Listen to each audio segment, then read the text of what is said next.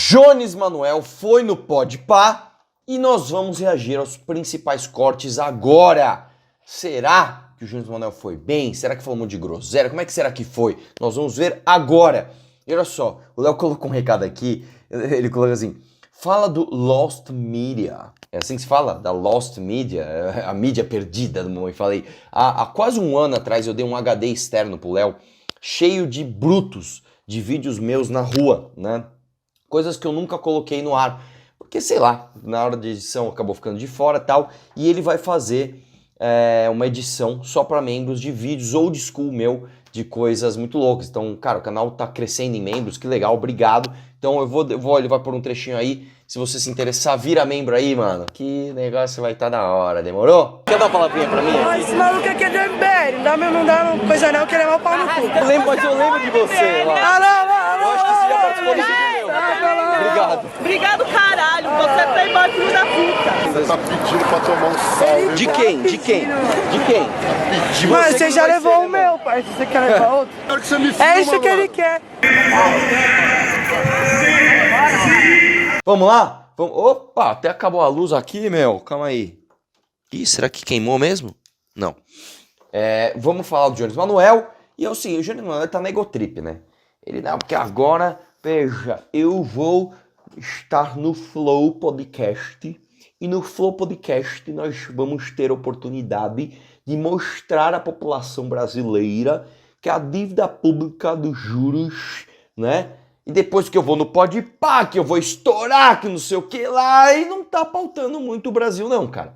Não tá muito pautando o Brasil, mas vamos lá, né? Vamos ver o que o Jones falou. Que, aliás, toda vez que eu ouço o nome de Jones, eu lembro do Rodrigão, do Podpah, do 3 Irmãos, falou, o Jones, mano, que o Rodrigão tá totalmente jonizado, hein? Já vi uns podcasts dele aí com outras pessoas, que o agro é um lixo, que a dívida pública brasileira... Vamos lá. Eu vou começar com um trecho dele falando sobre o Kim. É isso? Vamos lá, vamos ver. Ele falou que sabe mais que a Fiocruz sobre pesquisas oncológicas no Brasil, do estudo do câncer. Vamos lá. Esse trecho foi um trecho do debate do Kim que o Jones sempre usa, né? Pra falar, não, porque quem sabe mais? Você é a Fiocruz e o Kim. Eu. O dado tá aqui, né? O dado tá aqui. Jones, assim, é que eu tô guardando pro nosso debate. Tem tantas coisas que você fala que são diametralmente opostas do que a própria Fiocruz fala, o que outros institutos, eu tô louco pra estar na tua frente. Que eu vou te perguntar isso e falar, quem sabe mais? Você ou tá...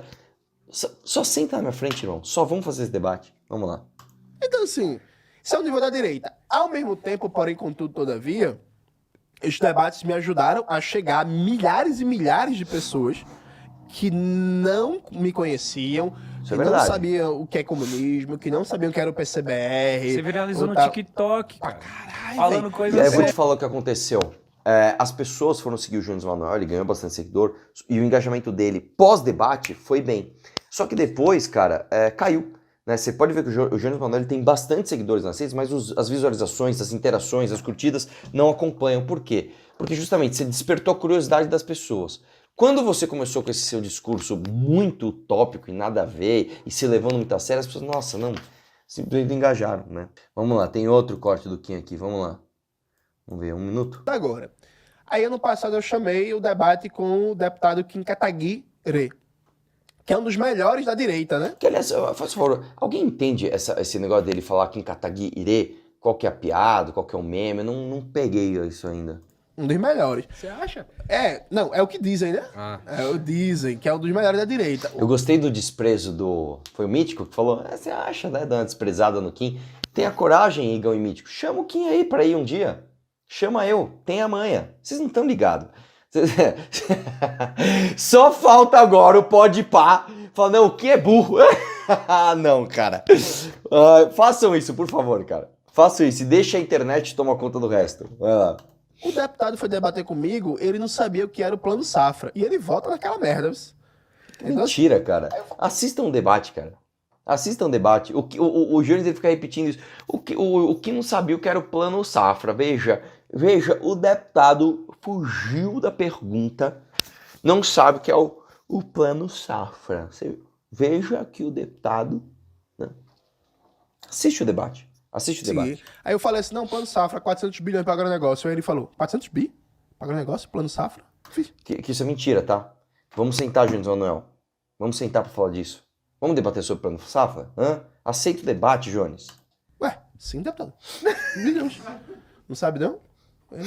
Sabia não. Tipo, tá fazendo o que lá em Brasília? Esse mesmo debate com Kim Kataguiri, teve uma hora que a gente tava falando de agronegócio, e aí ele falou, eu citei um estudo da Fiocruz, né, que é uma das instituições mais respeitadas do Brasil, de pesquisa e tal, e ele falou que quem sabe mais de agronegócio é ele, não é a Fiocruz, porque o debate que a gente tava fazendo é a conexão entre o uso excessivo de agronegócio na agricultura brasileira e a explosão de casos de câncer e de doenças, né, envenenamento do ser humano e da natureza por causa do uso excessivo de agrotóxicos. Ai, Jones. Vamos debater, vai. Vamos debater. Vamos lá. Candidatura de Jones Manuel à presidência. Ele quer ser presidente. Vamos ver. Vamos lá. Ô, Eu caramba. quero...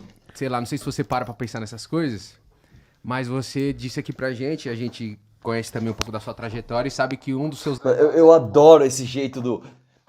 Conheço um pouco da sua trajetória, né? Essas esbugalhadas de olho procurando alguma coisa na mesa, cara. Né? levantes é por conta de ouvir Racionais. Isso.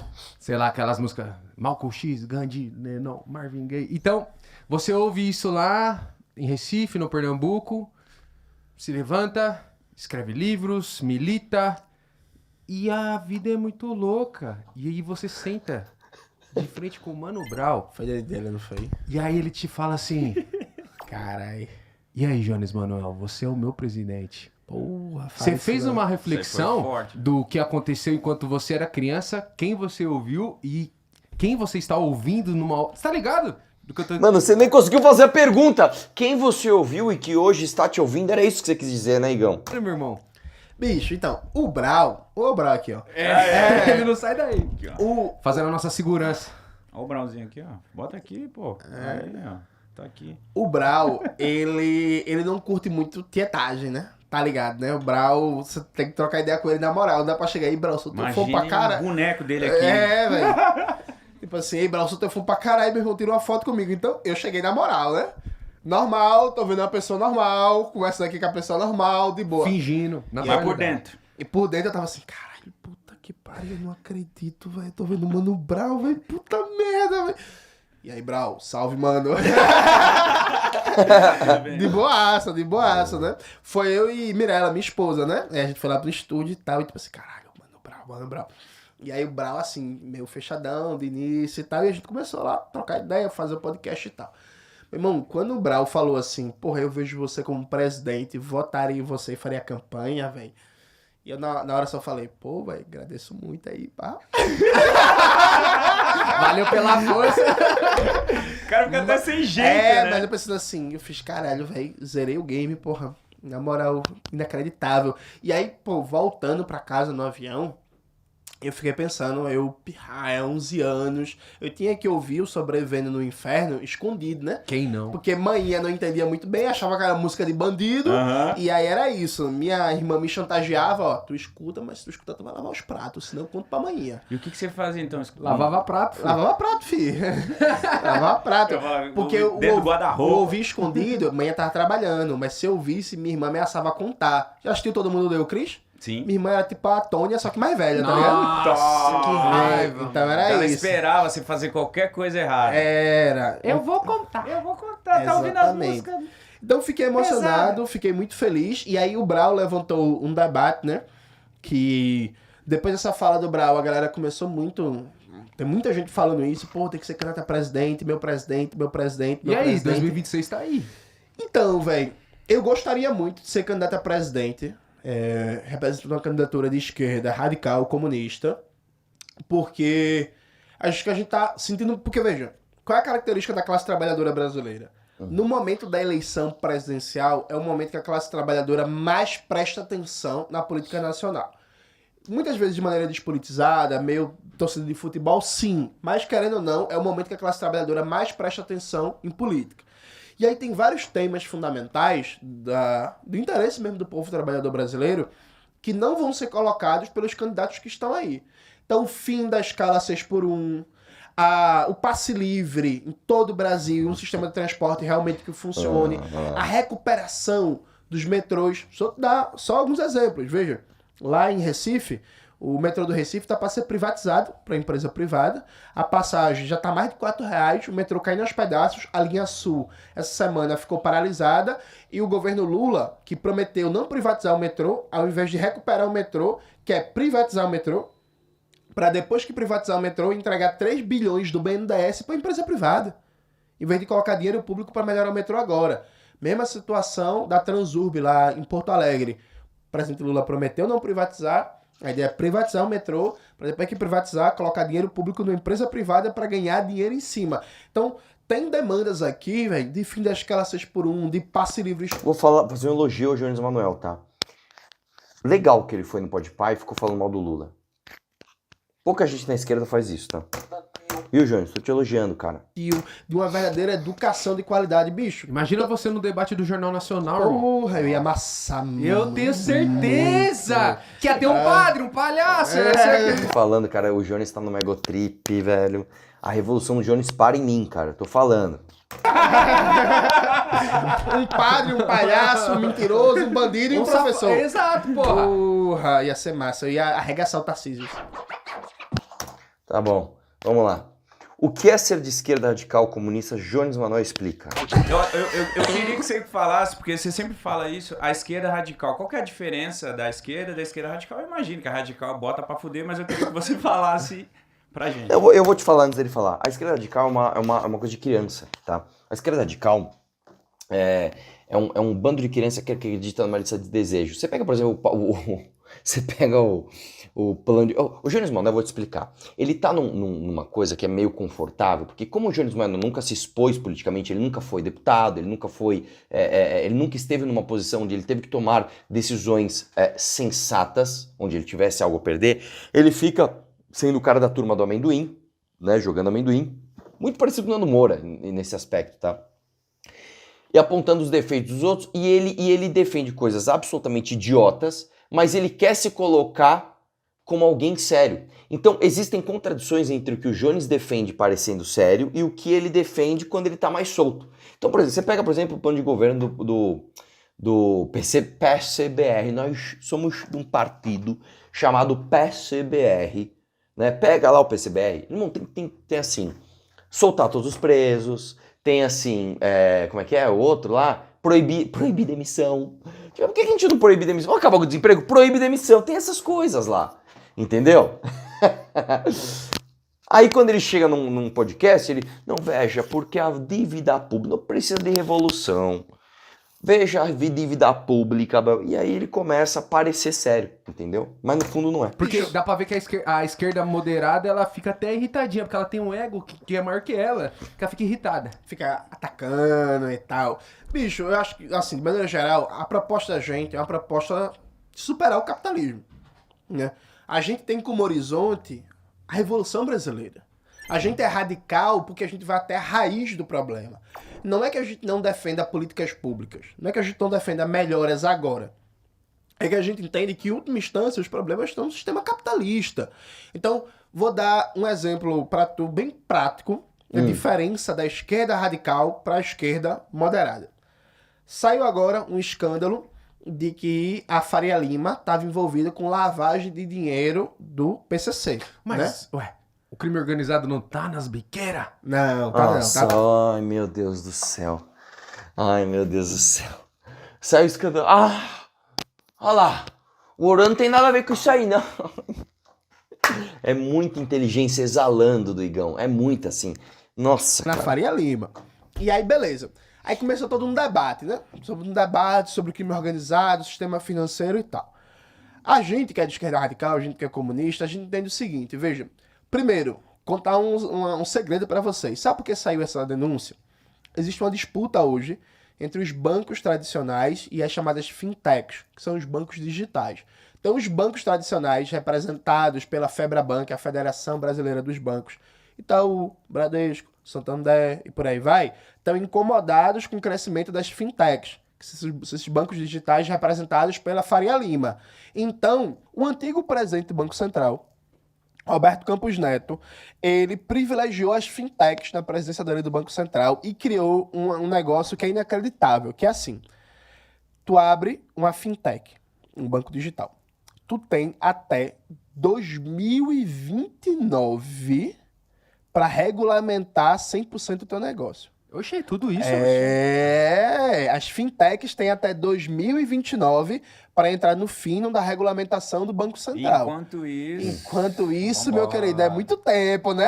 Não, Então, não é beleza. isso, cara. Vamos lá, Jones, deixa eu explicar aqui para você. O sistema bancário brasileiro, ele tem algumas peculiaridades, né?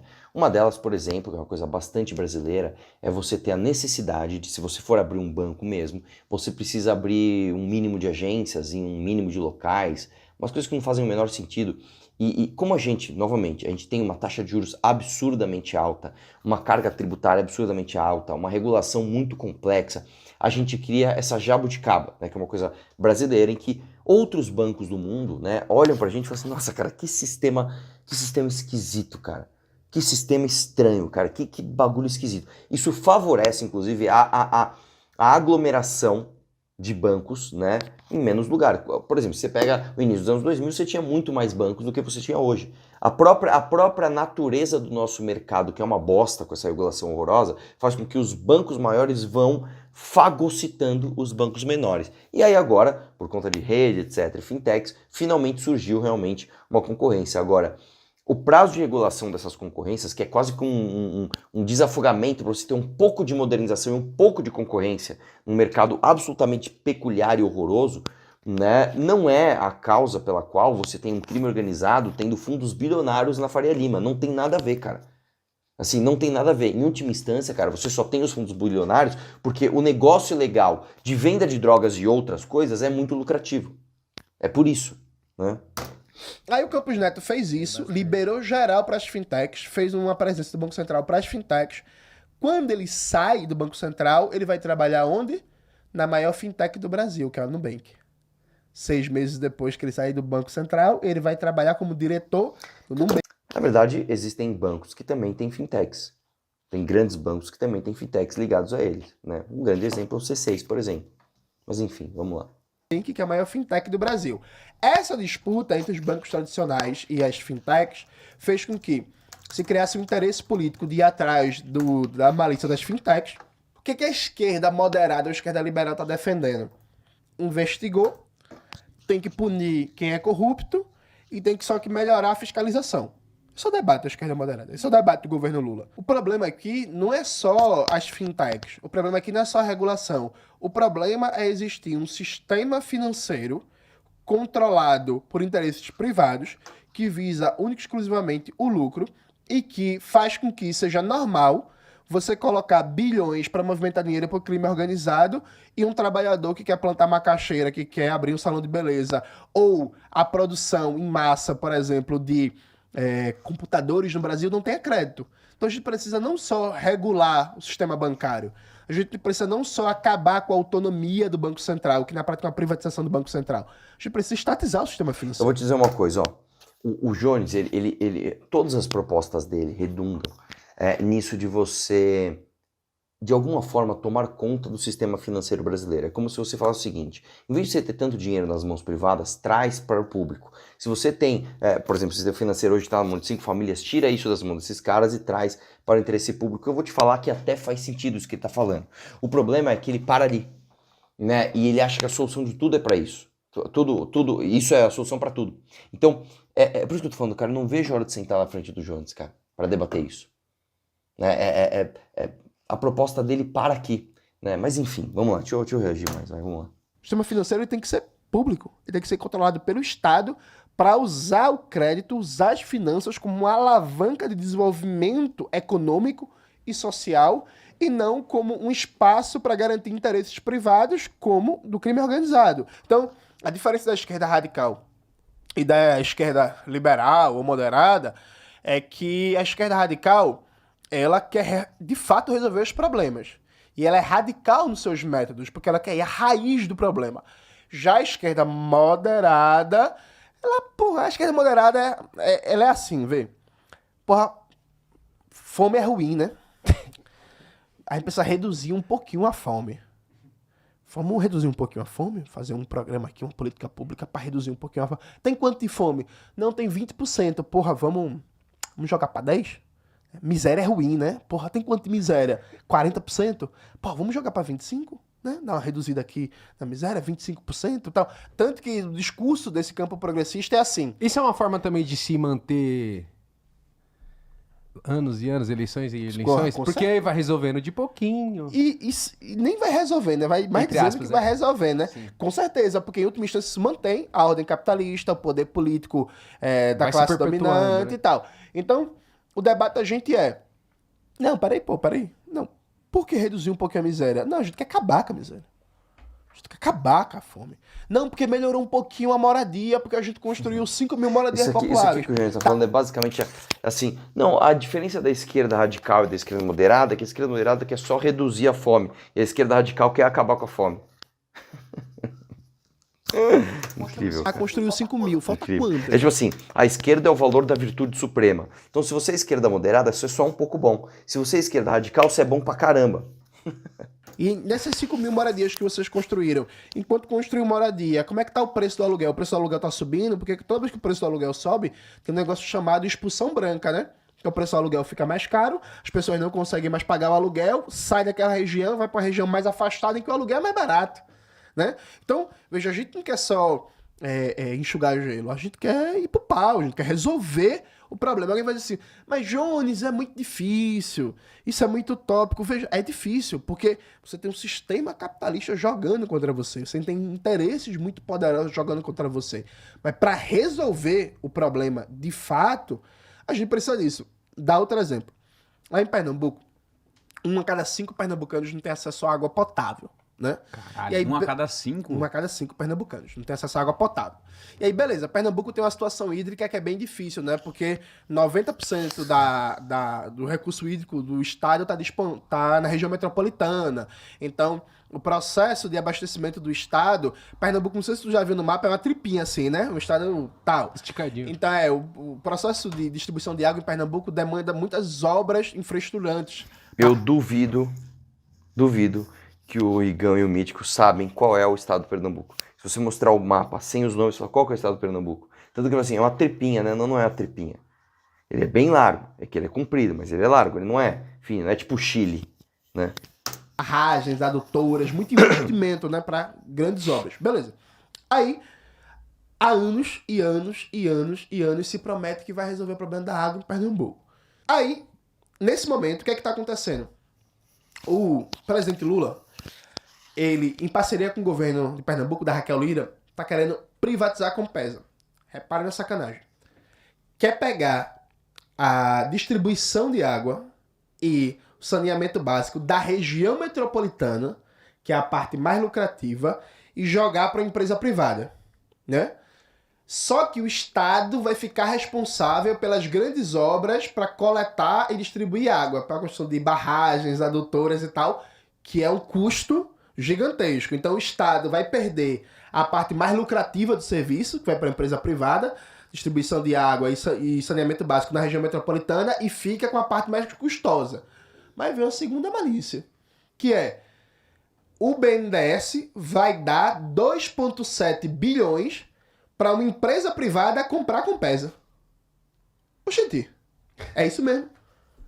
Um privado vai ganhar dinheiro público para comprar uma empresa pública, vai levar a parte mais lucrativa E vai continuar ganhando. e a parte que dá custo vai ficar com o Estado, e a distribuição de água não vai... Inclusive, mandar um abraço para a companheira Kátia Botafogo, dos urbanitários, que estão lutando contra a privatização da Compesa, estão na mobilização gigantesca, a gente está ajudando, né? Porque, veja, então, para resolver o problema da água em Pernambuco, a gente precisa pensar a água como um direito universal e fazer todos os investimentos públicos necessários para que a água chegue com qualidade na torneira de cada pernambucano. Para fazer isso, a gente não pode privatizar a Compesa, e a gente tem que enfrentar interesses muito poderosos, porque em Vitória, lá em Pernambuco, eu não sei a situação agora, mas em 2022 minha equipe fez um levantamento, quando eu era candidato, que mostrava que uma empresa de produção de alimentos consumia mais água que toda a cidade, e essa empresa tinha desconto na conta de água. Então, assim, você resolver o problema da conta de água, dentre outras coisas, você tem que dizer assim, ei menino, isso aqui tá errado, pô. Tu sabia, por exemplo, vê coisa surreal, tu sabia que universidade paga conta de luz? e que empresa estrangeira que tá aqui instalada no Brasil, a maioria não paga? Por quê? Diga aí. Então é isso mesmo. Uma universidade pública, por exemplo, sei lá, um FRJ lá no Rio de Janeiro, ou a Universidade Federal do Pará, por exemplo, ou um UFPE, ela paga conta de luz. Mas tu vai ver uma empresa estrangeira que tá aqui instalada no Brasil não paga conta de luz. Deixa eu falar, Júnior, eu não defendo isso não, cara. Eu acho isso um absurdo. A campeã, né, de entregar desoneração de forma setorial foi a Dilma, né? O único grupo político que bateu nisso fomos nós. Né? Nem o resto da direita bateu, na época bolsonaristas, né? Que nem eram bolsonaristas ainda, mas uma galera mais assim, porque no fundo esses caras, primeiro que eles nem entendiam isso, segundo que às vezes podia ser impopular também, então, não vamos falar não, né? Tem muita desoneração inclusive pro agro, muitos desviam do agro, não vamos bater não. Agora, sabe outra coisa também, Jones? Eu não defendo desoneração, mas se você não desonera, não significa que você teria aquela receita. Nem sempre. Eu não sou a favor disso. Opa, caramba, mas hoje tá fogo aqui, hein? Mas não dá pra dizer que se você onerar, você simplesmente tem a receita. Não é bem assim, né? Deixa eu ver o finalzinho. E que deve gastar muito mais luz ainda. Tá ligado? Então, Com assim, certeza. é tanta coisa errada pra gente enfrentar, mas aí é isso. Precisa conhecer o problema, precisa fomentar a organização popular, a organização da classe trabalhadora, precisa ter uma compreensão revolucionária e precisa ter coragem. Vamos ver isso daqui. Então, eu vou me colocar eu e o Igão nessa pergunta. Tipo assim, cara, o que acontece com a gente? Eu concordo com tudo que você tá falando. Só que eu e o Igão, a gente tá nessa área, cara. Eu sou paraense, vim ali, morei no barraquinho, Igão Osasco, e a gente conseguiu criar uma empresa grande. Então a gente bate direto, não a gente, mas bate direto com esse público que é tipo assim, quando eles vêem uma postagem, a gente com alguma marca, a gente com alguma coisa legal, acontece qualquer coisa legal na nossa vida, tem uma galera que fica tipo, e aí? Vocês não... Como assim vocês estão com condição agora? Bilionário não tem que acabar, Vocês então? têm que ser fudido. E eu fico tipo assim, mas eu nunca falei isso, eu nunca falei que eu tinha que ser fudido. Da onde veio isso, Não, sabe? cara, eu vou te explicar uma coisa, de onde vem isso, cara. Não vem da sua origem, né? O Murilo Couto, se não me engano, ele é paraense. Se não me engano, o Murilo Couto é do Pará. A mãe do Kim é de Belém do Pará, tá? Ninguém questiona o sucesso dessas pessoas, tipo, você tem que ser fudido. O lance é a qualidade do que vocês fazem. A qualidade do que vocês fazem é muito ruim. Né? Mas atinge muita pessoa, você é grande. Sim, porque aqui no Brasil, coisas de má qualidade ficam grandes. Mas não dá pra dizer que o que vocês fazem é um trabalho de boa qualidade. Tá? É um trabalho que tem apelo popular. Isso não significa, isso não é sinônimo de qualidade. Né? Vocês não têm a menor ideia do que vocês fazem. O Fidel Castro era gente boa. Como é que vocês falou? Patológico, que não é aquilo que vem do pai. Sabe? Desculpa, não tem como falar que vocês são comunicadores de qualidade, cara. Então é isso, as pessoas questionam, tipo, como é que uma pessoa que tem tanta má qualidade no seu trabalho faz tanto sucesso? Isso não é só com você. Vamos pegar quantos MCs brancos de São Paulo não sofrem o mesmo questionamento. Vamos pegar, por exemplo, sei lá, deixa eu dar um exemplo, sei lá, o MC Daniel. Se não me engano, ele é de São Paulo. Né? E ele é branco. Ele é rico. Ele é ruim. Sabe? E eu queria entender por que existe isso, sabe? Essa parada de às vezes, eu trato na terapia de me sentir até, às vezes, meio que errado de ter uma condição legal, você começa a se sentir mal, você começa a falar, mano, caraca, e por que tá acontecendo isso? Você não tem que se sentir mal por você ter uma boa qualidade de vida, cara. Você tem que se sentir mal por você saber que essa boa qualidade de vida vem de um produto ruim que você vende. Né? Então, sabe qual é o antídoto? Melhorar. Estudar pra caramba, ver novas visões, abrir, né, a sua mente pra ouvir gente que pensa diferente. Né? Vou estudar português, vou estudar matemática, vou completar a escola, vou tentar um nível superior, vou estudar alguma coisa, vou ser bom em alguma coisa. Né? É isso. Às vezes eu me sinto mal de tá começando a ter uns privilégios, vamos dizer assim, mas lógico que eu tento retornar isso pra sociedade, porque isso me deixa feliz. Então, mas ao mesmo tempo rola uma parada tipo, caralho, que sensação ruim. Aí vejo as pessoas falando isso, eu falo, nossa, mas parece que eu tenho culpa. Eu só trabalho muito, velho, desde sempre.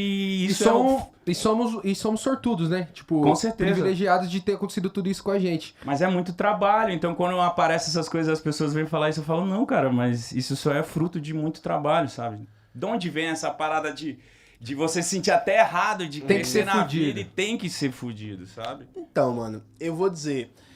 A gente poderia debater isso por vários caminhos. Eu acho que no caso específico de vocês, um bom caminho é que vocês não são galego. Como a gente fala em Pernambuco. Se você fosse branquinho do olho azul, ninguém ia questionar isso, né? Não. Nossa, Johnny, pelo amor de Deus, cara. Que coisa horrorosa. Que coisa, não tem nada a ver com o que você tá falando. Por exemplo, a gente não... você falou de galega? Vamos falar da Luísa Sonza. A gente não questiona a Luísa Sonza. A Luísa Sonza, ela é literalmente uma loira de olho azul. Não sei se de olho verde, sei lá. Eu não sei se ela é natural, deve ser. Mas, não, cara, a Luísa Sonza, ela é branca. Ela faz muito mais sucesso do que o Podpah. E ela faz uma coisa muito horrorosa, que são músicas de péssima qualidade. Isso é altamente questionável. Né? Enquanto muitas pessoas negras fazem muito sucesso e não são questionados. Eu posso falar, por exemplo, que eu sou chato de gostar das coisas, mas é o clichê. Mas eu gosto muito, por exemplo, dos artistas de MPB. Gilberto Gil, Milton Nascimento, Djavan, são todos negros, cara. Ninguém questiona esses caras. E eles fazem muito sucesso, têm muito dinheiro, porque eles merecem, porque eles fazem coisa boa. O que vocês estão falando, Meu irmão, cara? a galera pega no pé de vocês. Porra, é essa? E aí eu vi isso muito quando eu não sei que vinha pra cá. A galera pega no pé de vocês e ataca vocês falando das perguntas, falando da conta das entrevistas. Eu tava dando entrevista em outro lugar desse, eu citei. Tem uma figura na Globo News que o cara é filho de um economista muito famoso, né? Então o cara já nasceu em berço de ouro e tal, nunca precisou fazer nada de bom na vida pra sempre ter todos os empregos. O cara defendia a venda de órgãos. Que isso? Comércio de órgãos. Caralho. Ele defendia que tinha que ter, por exemplo, tu é pobre, tá devendo? Tá devendo ao banco? Vende o fígado, Vende o porra. fígado, porra. Vende o rins, assim. O cara falava altos absurdos, assim, barbárie Mas e tal. esses aí que é bom, pô. Então, Não. Mas aí veja. Esses arrombados. Mas aí veja. O cara tá vestindo a Globo News. Pagando intelectual, comentarista. E ninguém nunca vai chegar pra dizer assim: é bonitinho. Tu que escrevia texto dizendo que tinha que vender órgão num site que defendia a volta da escravidão. Ele publicava num site chamado Instituto Mises que tinha textos defendendo a volta da escravidão. E dizendo que foi um problema pro Brasil acabar com a escravidão. Dizendo que os Estados Unidos, na época da escravidão, era melhor. Que a economia crescia mais, que tinha mais produtividade. Sem onda. Isso, mano. E tá aí. Ninguém vai questionar o lugar dele de intelectual. Aí eu Ele falei, é galego? E que ele é Cara, galego. assim, eu não sei do que ele tá falando, mas assim, eu duvido que esse tipo de opinião tenha aprovação popular no Brasil. Duvido que tenha. Simplesmente não tem. Agora sim, eu posso citar inúmeros intelectuais de esquerda que falam muita merda. Por exemplo, vamos pegar, por exemplo, a Márcia Tiburi, que falou que há uma lógica no assalto. Quem são as maiores vítimas de assalto no Brasil? A população preta e parda periférica. Né? Você pega, por exemplo, o Sakamoto, que diz, né, que é um intelectual branco, tá? Assim como a Márcia Tiburi, que diz que se você tem um relógio e você é roubado, a culpa é sua por ter ostentado o relógio. Olha o absurdo que o cara falou. O cara tá aí, velho, tudo que é portal, ele tá em agência de checagem de notícia. Galeguinho. Mas é muito louco isso, é muito louco falar disso, porque... Obrigado, Jonas, por esses papos também. Olha lá, porque- olha lá. Ó, ele tá, eu parei aqui, ó, no 6:56, no frame perfeito quando ele tá em roaming. Ele tá aqui, ó, procurando o que ele fala. Obrigado, tá ligado, Junis, tá ligado, né, mano, tá ligado? Agora, se eu criticar isso, tô criticando porque ele supostamente é negro, que também não sei se o Igão é considerado negro, cara. Sei lá, né? Enfim. Tá ligado, Junis? Vai lá, vai lá. Dá um conforto, assim, no coração. A gente sabe disso, mas ouvir isso de um cara tão intelectual quanto você, assim, é bem legal. Outro dia eu falei que não gostava de bilionários, que eu achava que tinha que taxar mesmo. E até falei depois, né, que Olha lá. o meu era meu. Sim. E virou um corte isso, um meme, a galera arrastou pra frente e tal. E é exatamente isso, pô. O dinheiro que eu fiz até hoje é só meu. Não sou herdeiro de nada, mano. Tá ligado? E acho também que eu... Eu achei que ele ia melhorar. Ele falou, não, vou justificar o que eu falei. Na verdade, não, ele só falou a mesma merda com outras palavras. Um ótimo salário tinha que ser taxado. E eu sei que por ganhar um ótimo salário eu não sou. Entende? Então eu tô me incluindo nessa. Então eu queria que a galera entendesse de uma vez por todas. Ou então, se você é a favor da sua autotaxação, cara, por que você não doa o seu dinheiro? Você não precisa do Estado pra ir te cobrar. Faz uma filantropia, fala assim, a partir de hoje eu vou doar metade do que eu ganho. E vambora, velho. Tamo junto. O que é que a gente fala quando é taxar bilionários? Quem são esses bilionários que, tipo, sei lá, é menos de 1% da população brasileira e os caras detêm Sim, e quase você todo faz o parte disso, tá? Você com certeza tá dentre os 1% mais ricos do Brasil. capital do mundo e não paga imposto de nada. Enquanto Também não é verdade, cara. Paga muito imposto. Inclusive, a maior parte da arrecadação brasileira vem de impostos dos mais ricos. Mas, enfim, isso é outra questão também. o cara que é pobre, trabalhador, paga um imposto absurdo. E ele tá, tipo, trabalhando pra viver, sabe? Sim. Não, e eu acho que tem mais do que isso, Igão, de não ser taxado, que é verdade, porque assim, é isso, rico no Brasil não paga imposto. Inclusive, se você comparar com os Estados Unidos, Isso é mentira, cara. O Jones foi lá e falou isso naquele debate lá, 200 mil contra 1, e não teve um pra refutar o que ele tá falando. Ele tá falando merda. que ninguém duvida que é um país capitalista, o principal país do sistema capitalista mundial, dos Estados Unidos, o imposto de renda é maior do que no Brasil. O imposto sobre a herança é maior do que no Brasil. É muito maior do que no Brasil. Só que é o seguinte, meu querido. Nos Estados Unidos você vai comprar um carro, você não paga 100% de imposto, cara. Nos Estados Unidos você vai comprar uma brusinha, né? Você compra da sua indústria nacional muito mais barato do que comprar da China. Né? Eu ia falar da China não paga imposto, paga sim, porque o Trump tá taxando a China. Mas lá realmente o emprego é protegido porque você tem um emprego na indústria. Né? É completamente diferente, é outra questão, velho. É outra, vocês estão viajando. Vamos copiar os Estados Unidos? Meter imposto 50%? Vambora, vamos meter na renda? Tô dentro. Vamos zerar imposto de produto e serviço? O imposto sobre transações financeiras é maior do que no Brasil e o imposto que incide sobre consumo de luxo é maior do que no Brasil. Então, assim, rico paga mais imposto nos Estados Unidos do que no Brasil. Mas, para além disso, Isso é acho que tem verdade. um elemento central que é... Veja, vocês não têm papel em organizar a dominação política no Brasil. Isso que é central. Porque, veja, a gente tá aqui tendo um papo massa, trocando uma ideia. Mas tem uma parcela da classe trabalhadora que tá nesse momento vendo o telejornal. Sabe o que o telejornal vai estar falando, que eles falam todo dia? O governo gasta demais. O governo gasta demais. Opa, todo dia. O governo gasta muito. E aí se tá subindo o preço das coisas no supermercado é porque o governo tá gastando demais, Isso é uma mentira. Mas pra gente não entrar em economês, o que é que se oculta? Isso é verdade pra caralho. Isso é verdade pra caralho. O que se oculta, João, eu vou te falar, é que o seu plano, no fim, ele se baseia numa lista de desejos. É só você fazer investimento público que as coisas crescem e tudo dá certo. Não é verdade. Isso não é verdade. Tá? Você lê o plano do PCB. É que o Jones, quando ele vai em podcast, ele parece um intelectual. Não veja, porque... Você pega o plano do PCB e tá lá escrito. Você tem que, tipo... como é que é? Eu não lembro agora a palavra que eles usam, mas tipo, suprimir as dívidas. Tipo, então, só não vamos pagar dívida. Né? Isso é mentira, gente. Isso não funciona, cara. Qual é o maior gasto do Estado brasileiro hoje? Juros da dívida pública dos rentistas. É o pagamento de juros e serviços da dívida pública para os detentores de títulos da dívida pública. Isso dá R$1 trilhão por ano. Tá. Trilhão, com T de tapioca. Isso é 4 vezes mais do que o mesmo Estado brasileiro gasta com saúde e com educação. Se você for pegar, por exemplo... Isso é uma falácia. Isso é uma falácia. Porque a dívida pública não é você tirando dinheiro de imposto e dando na mão do banqueiro enquanto você não investe em educação. A dívida pública vem justamente de investimentos também na área de educação. Quanto é que o Estado brasileiro paga por ano em crédito subsidiado para o agronegócio? O último plano safra foi mais de 400 bilhões. Isso é mais que o orçamento da educação. Isso também é mentira, cara. Isso também é mentira. Primeiro que o orçamento da educação é maior, é menor que isso, mas é parecido. Segundo que, não, cara, o plano safra não é de 400 bilhões. Não é que, tipo, ó, tirou 400 bilhões do bolso das pessoas e entregou pro agroboy andar de Dodge Ram. Não é isso. Outra coisa também, o agro tem um papel estratégico no Brasil, né? Inclusive para você ter, por exemplo, exportação, né? Geração de PIB, geração de emprego e trazer dólar pro Brasil, cara. Então você fica sem reserva de dólar. Por exemplo, isso é mas não, isso aí não vai falar. Isso é mais que o orçamento da saúde. Mas o agro não é quem alimenta esse povo? Porra nenhuma, mas a gente vai chegar lá. Porra nenhuma. Quanto é que o Estado brasileiro dá de isenção fiscal? Ou seja, dá direito a não pagar imposto para as grandes empresas? Mais de 500 bilhões.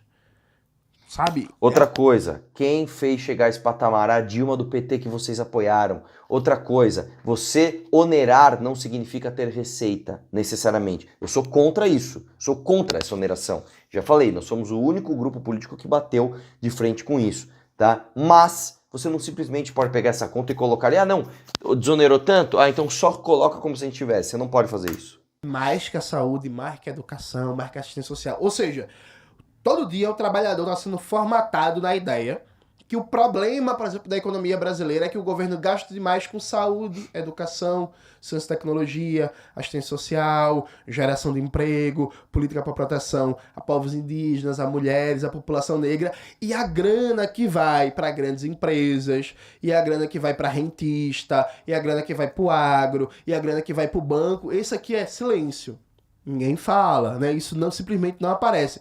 Esse negócio, por exemplo, do agronegócio, vê que coisa interessante. O agronegócio, o que a gente tá chamando de agronegócio? Tá chamando da grande propriedade de terra que basicamente produz mercadoria para exportação. Então... Não é pro Brasil? Não. A minha família planta macaxeira no interior do Cabo de Santo Agostinho. Meu tio Baixinha, planta macaxeira. Tio Baixinha, planta macaxeira e vende na feira do Cabo de Santo Agostinho no final de semana. Ele é agricultura familiar, pequeno agricultor. Ele planta no lote dele, final de semana pega a moto dele, bota a macaxeira na caçamba e vai vender lá na feira. Meu tio Baixinha, ele não tem apoio de crédito. Ele não tem assistência técnica do governo do estado de Pernambuco que deveria dar apoio. Ele não tem condições de melhorar a irrigação, de melhorar a fertilidade do solo. Isso não tem mesmo, que o crédito é altíssimo. Ele não tem apoio de porra nenhuma. Mas ele é Mas ele pode ter acesso a crédito, mas isso é outro papo. dos milhões de brasileiros que trabalham produzindo a comida que chega no nosso prato. A macaxeira, a fubo, o arroz, o feijão, a fruta e por aí vai que chega no nosso prato. Já o que é a agricultura do agronegócio? É o Blairo Maggi, que é um cara que tem terra que, se brincar, é maior que o estado do Pará inteiro. Que é um cara que recebe crédito subsidiado, que não paga imposto na exportação, que não paga imposto em cima do seu lucro, que não paga imposto para importação de máquinas, equipamentos, de fertilizante, de agrotóxico e tal, e que produz basicamente para fora. Exemplo concreto disso. Agora, o preço da comida está baixando no supermercado. Por que o preço da comida está baixando no supermercado? O Trump começou a frescar com o Brasil. A galera não conseguiu exportar como exportava antes. É óbvio, cara. O efeito imediato é esse. O efeito a longo prazo é terrível. Por quê? Você está produzindo 10 e vendendo 10. Putz, parou de exportar. Então você está produzindo 10 e passou a vender 2. Você fica com 8 de sobra. Inunda o mercado, cai o preço. O que acontece logo em seguida? Você para de produzir 10. E quando você produz 2 em vez de produzir 10, o custo do 2 que você produz é maior do que o custo individual quando você produzia 10. Foi obrigado, a contragosto, a botar mercadoria no mercado brasileiro, porque não está conseguindo exportar. Aí o café baixou 20%, massa. Mas a pergunta é, vem cá, peraí, menino. O Brasil é o maior produtor do mundo de café ao lado da Colômbia e do Vietnã. Se a gente é o maior produtor do mundo de café, por que a gente paga 30 conto num saquinho de café vagabundo, que nem é café de verdade, é o resto do café? Tá ligado? Porque é isso, aquele cafezinho Santa Clara, não sei se vende aqui, vende lá em Pernambuco. Tá 30 conto, porra. Tá. Tipo assim, nem tem gosto de café, tem gosto de carvão com meia suja, tá ligado? Então assim, se a gente é o maior produtor do mundo de café... Responda, por quê? Por quê? Porque o agronegócio... Concorre com a Eu quero exportação. saber, mano. Você Porque concorre a com a galera na exportação, internet por isso. virou mesmo. Todo mundo café 30, 40, 32 reais. Aí é que tá. Porque o agronegócio, ele não é uma dinâmica de produção voltada para abastecer as necessidades da classe trabalhadora do mercado interno. É produzir uma mercadoria para exportar. Produzir uma mercadoria para exportar. Numa lógica de que não importa a sua necessidade alimentar. A minha. A do povo de São Paulo, de Recife, de Belém, de Porto Alegre, Salvador, de Fortaleza. O que importa é produzir para o mercado externo. Lembra da aula da escola do Brasil Colônia? Que se falava que a gente, na época do Brasil Colônia, na escravidão, produzia açúcar para exportação. E era isso, produzir para exportar, produzir para exportar, produzir para exportar. E que, como as melhores terras eram usadas para a produção de açúcar, tinha fome na colônia porque faltava terra para produzir alimento interno, praticamente a mesma dinâmica. Pega as melhores terras, a maior disponibilidade de crédito, de apoio técnico, do governo chegar junto para apoiar e bota para o agronegócio que vai exportar e fica meia dúzia de bilionário e a gente pagando caro na comida. Então o Brasil ele é um grande terreno alugado dos outros? Tipo isso. É uma grande plataforma de lucro para meia dúzia de bilionários da economia brasileira e do capital estrangeiro, enquanto o povo paga uma fortuna na comida, e isso se repete para tudo. A gente é hoje um dos 10 países que mais tem petróleo no mundo.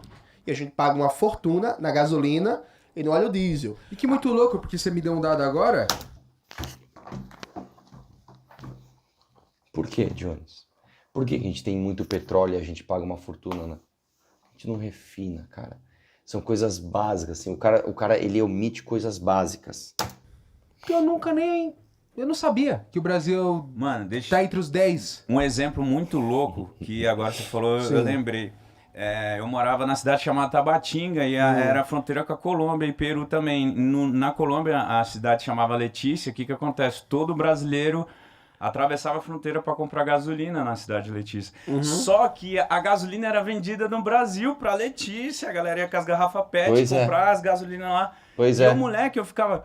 Pô, rapaz, mas não faz sentido. A gasolina Não mesmo. brasileira é mais cara aqui no Brasil, vende pra Colômbia E e nós lá tem que ir na na Colômbia. Colômbia. Vai lá na Colômbia e é mais Sim. barato. Sabe por quê? Sabe por quê? Porque aqui você paga imposto na gasolina, cara. É isso. Pra sustentar o peso do Estado brasileiro. Eu lembro que meu pai, ele ficava...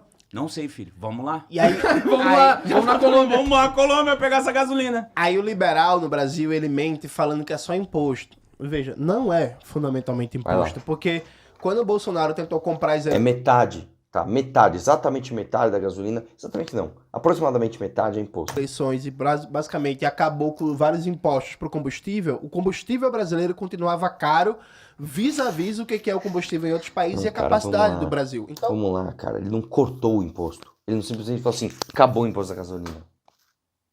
Ele, é uma outra coisa, ele da União, ele cortou o imposto da arrecadação dos estados, que era uma parcela, né? Enfim, a maior parte é imposto estadual, mas ele cortou uma parcela desse imposto. você pode pensar o Brasil em vários aspectos. Disponibilidade de produção de alimentos, de combustível, de energia elétrica. Esse ano a energia elétrica já subiu 10%.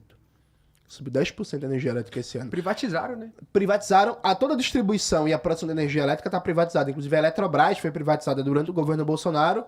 O governo Lula prometeu retomar e descumpriu a promessa. Então veja, o Brasil é um país saqueado, é um país explorado. Saqueado por quem? Por uma elite interna, por uma burguesia interna, em conluio com o capital estrangeiro. Então veja, o problema, você que está assistindo a gente, não é imposto não, fundamentalmente não. O problema é a organização da produção e distribuição de riqueza. Pergunta básica, vem cá. Então é isso mesmo, o Brasil é um dos 10 maiores produtores de petróleo do mundo, é um país petroleiro, né, que tem riqueza petroleira. Por que não é a prioridade máxima a gente refinar o petróleo aqui no Brasil, gerando emprego no Brasil, gerando riqueza no Brasil, produzindo a gasolina, o diesel, o querosene, o gás de cozinha, etc. no Brasil, e fazendo com que a disponibilidade de petróleo seja usada, por exemplo, para industrializar o Brasil e gerar complexidade produtiva na economia? Boa pergunta, Jones. Eu vou te falar por quê. Isso já foi tentado, tá? Isso já foi tentado, inclusive, quando surgiu a Petrobras lá no meio do século XX, né? Se não me engano é 53, né? Se não me engano é outubro de 53 que surgiu a Petrobras. A ideia da Petrobras era a exploração de petróleo e refino, né? Já tinham aqui no Brasil já tinha a Mobil, como é que é? ExxonMobil, já tinha Shell, já tinha as estrangeiras aqui. Aí, na época, vamos fazer uma exploradora brasileira de petróleo e refinarias, nacionais, vamos. E todo mundo concordou, inclusive a oposição. Foram feitas, uma em cada estado, e o que aconteceu? Você teve uma lógica monopolista e num estado absolutamente corrupto que não modernizou suas instalações, encheu de direito trabalhista, essas refinarias deixaram de ser competitivas. E aí o que você tem? Você tem uma série de privatizações mal feitas. Por exemplo, essa última da Bahia, se não me engano, foi o Bolsonaro que privatizou para um grupo lá dos Emirados Árabes, tal, e é joia para lá, é Michele para cá, e privatização para lá, e não sei o que lá, que basicamente você entregou o monopólio que estava na mão do Estado para um privado. Você não tem concorrência aqui. Então a gente nem produz o petróleo e refina para consumo interno, a gente nem faz isso. E a gente também nem tem uma lógica totalmente aberta, como dos Estados Unidos, por exemplo, que, estimula a concorrência, quem refinar e produzir melhor, vem pra cá e já era e leva o lucro também. A gente não tem nenhum nem outro. A gente fica no meio. A gente monopoliza e entrega parte desse monopólio para alguns privados amigos do rei. É isso. Nós temos o pior sistema de todos. dentre outras coisas. Isso não é prioridade porque tem dois grupos de interesse aqui antagônicos.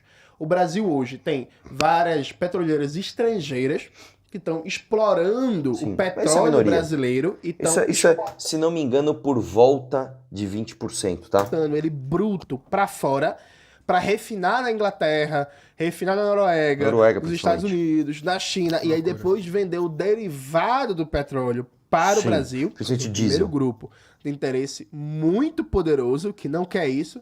Segundo grupo de interesse, aqui internamente na economia brasileira tem uma associação de importadoras de combustível. Sim, que ganham- isso é verdade.